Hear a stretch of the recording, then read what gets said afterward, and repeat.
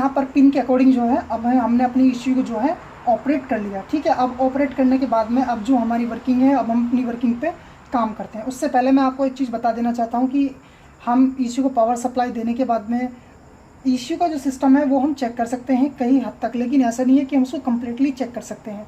Completely हम कब तक चेक नहीं करते उस चीज़ को, जब तक कि हमारा ईसीयू जो हमारा ये होता है एमसीयू, क्योंकि एमसीयू जो सिग्नल निकालता है वो किस बेसिस पे निकालता है, ये निकालता है सेंसर के बेसिस पे कि सेंसर से किस तरीके का सिग्नल और कितना सिग्नल ये रिसीव कर रहा है, उसी के अकॉर्डिंग ये आउटपुट निकालता है जो कि आईसी को इम्प्लीमेंट करता है, आईसी को देता है, क्योंकि आईसी एक स्विचिंग का वर्क करती है।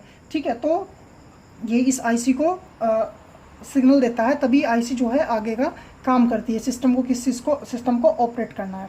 ठीक है, तो ऐसा तो नहीं होता अब, क्योंकि इसमें 4 वायर लगाने से ऐसा तो नहीं होगा कि इसमें हम इश्यू को कम्प्लीटली चेक कर लेंगे। हाँ, इश्यू पावर ऑन नहीं हो रहा, या इश्यू के अंदर मान लिया जैसे कई बार क्या होता है कि कार मिसफायर करती है, इग्निशन कोयल का या इंजेक्टर का कोई फंक्शन काम नहीं कर रहा, तो उसको हम कहीं हद तक चेक कर सकते हैं उस सेशन को, लेकिन मोस्टली क्रिटिकल जो सिस्टम्स होते हैं उसको हम चेक नहीं कर पाते। लेकिन फिर भी जितना भी हो सकता है हम चेक करने की कोशिश करेंगे। और ऐसा नहीं है कि हम बस एक ही चीज़ आज चेक करेंगे, आज जितना भी बता सकता हूँ इन वीडियोज़ में आपको बताऊँगा। सिर्फ एक टाइम की थोड़ी सी बात है, वरना तो मैं भी चाहता हूँ कि रोज़ आपको एक नई टॉपिक पे वीडियो बना के दूँ थोड़ा, लेकिन मैं भी एक कंपनी में काम करता हूँ तो जिस वजह से इतना टाइम नहीं लग पाता, लेकिन फिर भी मैं आपको बताना चाहूँगा 1 बाय 1 सिस्टम पर, और जैसे मेरे को टाइम मिलेगा मैं आपको जो है बताऊँगा। आगे जो इलेक्ट्रिकल कार्स हैं आने वाली, उन पर भी मैं आपको जो बात करूँगा। तो ठीक है गाइस, अभी मान लिया जाए इसके अंदर इशू के अंदर 1 2 3 4 आईसी हैं और एक इसमें एमसीयू है और बाकी ये मॉसफेट वगैरह लगे हुए हैं। ठीक है, तो अभी हमें मान लिया जाए कि कोई आईसी चेक करनी है, हमें आईसी के बारे में जानकारी नहीं है कि ये आईसी किस चीज़ के लिए लगी है। ठीक है, तो अभी सबसे पहले तो अगर कोई भी आईसी मान लो ये आईसी चेक करनी हो या ये आईसी कोई भी इन 4 में से कोई सी भी आईसी चेक करनी हो, तो सबसे पहले हमें पता होना चाहिए कि ये आईसी किस चीज़ के लिए वर्क कर रही है। और मैं सबसे इंपॉर्टेंट बात आपको बता दूं कि कुछ जो मॉसफेट होते हैं, मान लिया कुछ इश्यू जो होता है, ये मेरे पास एक ओल्ड मॉडल का ईसीयू है, ये बहुत पुराना मॉडल है, तो इसके अंदर जो ट्रांजिस्टर वगैरह सब अलग से लगे हुए हैं, 4 यहाँ पर लगे हुए हैं और 4 5 या 8 इधर में लगे हुए हैं। तो ये चीज़ क्या करते हैं, ये सीपीयू इनको जो है, ये एमसीयू जो है इनको सिस्टम भेजता है और ये ऑपरेट करते हैं। लेकिन अभी क्या है कि आप इस इश्यू को देखिए, ये इश्यू 6 सिलेंडर कार का इश्यू है, लेकिन इस इश्यू के अंदर जो है अगर एक सिलेंडर के लिए एक ट्रांजिस्टर भी काम करता तो 6 इंजेक्टर के लिए होते हैं और 6 इग्निशन कॉइल के लिए होते हैं। तो इसमें 12 ट्रांजिस्टर होने चाहिए थे, जो 12 हमारे मॉसफेट होते हैं, लेकिन इसके अंदर मॉसफेट नहीं है। इसके अंदर जो आईसी ही स्विचिंग का काम करती है, तभी इसके अंदर इतनी सारी आईसी बिल्ड है और इसके अंदर ओनली 4 आईसी बिल्ड है। तो इन सब के बारे में डिटेल में मैं आपको समझाता रहूँगा धीरे धीरे 1 बाय 1। ठीक है, तो गाइस जो मेन बात है अब ये है कि मान लिया कोई भी आईसी ये ले लो या कोई भी, तो इनका समझना बहुत ज़रूरी है। आप इनको कैसे समझेंगे, तो ठीक है, उसके लिए भी मैं आपको कंप्यूटर से बताता हूँ।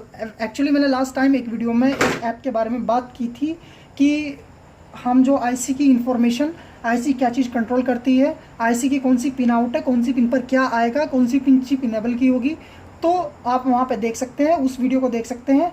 वैसे आप वीडियो देखोगे तो आपको तभी उसका पता चलेगा कि हम किस तरीके से जो है उसको देख सकते हैं, आईसी वगैरह को या कोई भी चीज़ हमें उसमें चेक करनी है या एमसीयू का पिन आउट वगैरह चेक करना है, तो आप इस वीडियो को देखिए।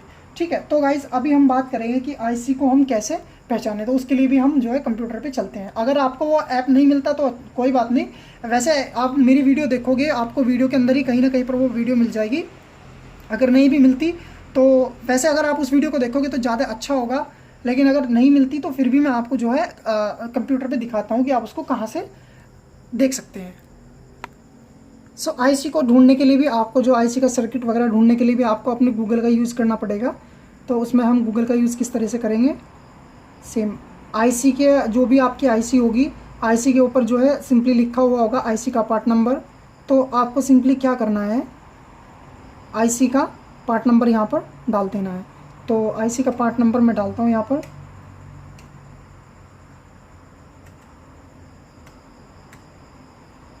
तो अभी हम ये वाली आईसी चेक करेंगे। तो जैसे आप इस तरीके का आपके सामने जो है कंप्यूटर में ही दिखाई देगा।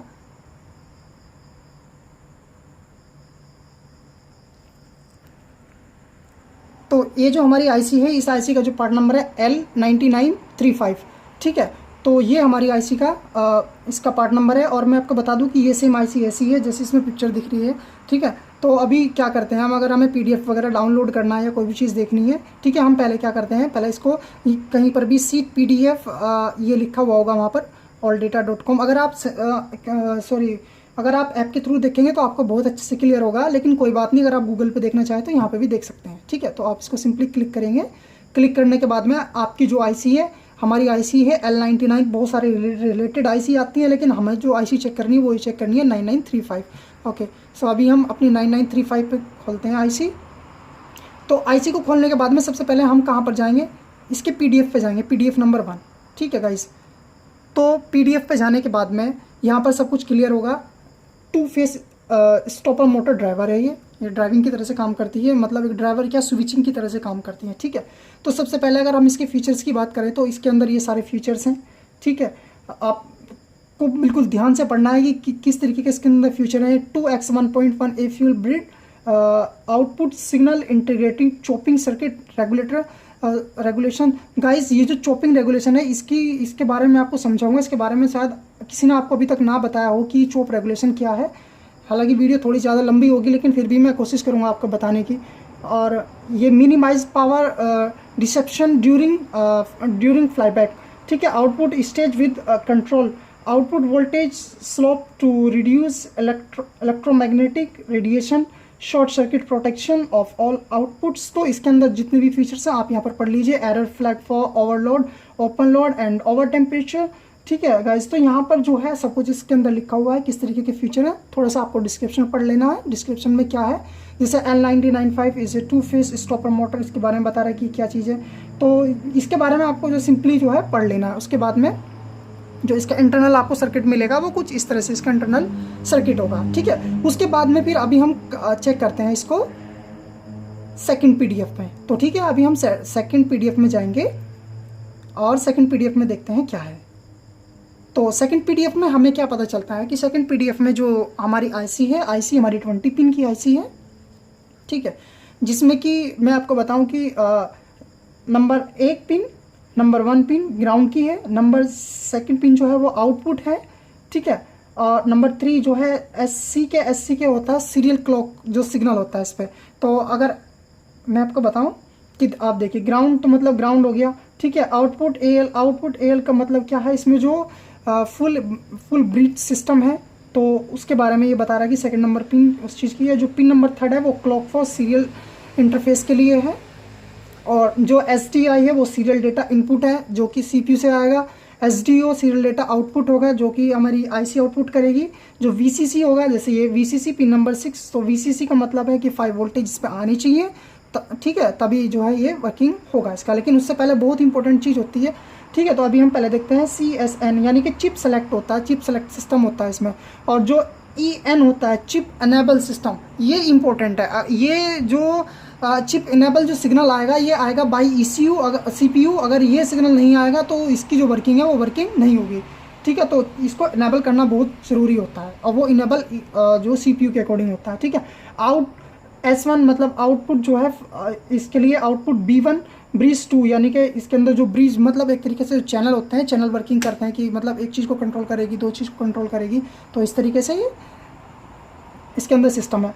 SR, ठीक है, करंट सेंस रेजिस्टेंस, ये सबसे इंपॉर्टेंट है इसमें। इस IC के अंदर पता नहीं ऐसा क्या है कि इन्होंने जो इसको चॉपर रेजिस्टेंस दिया, चॉपर होता है करंट को काटने वाला, ठीक है। जो करंट सेंस रजिस्टर है of the chopper regulator for output signal के लिए जो आउटपुट सिग्नल निकलते हैं उसके लिए रेजिस्टेंस लगा। और मैं बता दूं रजिस्टर के दोनों साइडों पे ग्राउंड है, वहाँ पर मैं आपको दिखाऊंगा चेक करके, तभी मैंने इस IC को चेक करने के लिए कहा, ठीक है। आउटपुट तो यहाँ पर जो आपको सब कुछ देखना है, VS पे वोल्टेज सप्लाई आएगी जो कि 4 वोल्ट के करीब होगी। और अगर कहीं पर NC दिख जाए तो NC की फुल फॉर्म है नॉट कनेक्टेड। आउट मतलब आउटपुट सिग्नल, ठीक है, ब्रिज के लिए।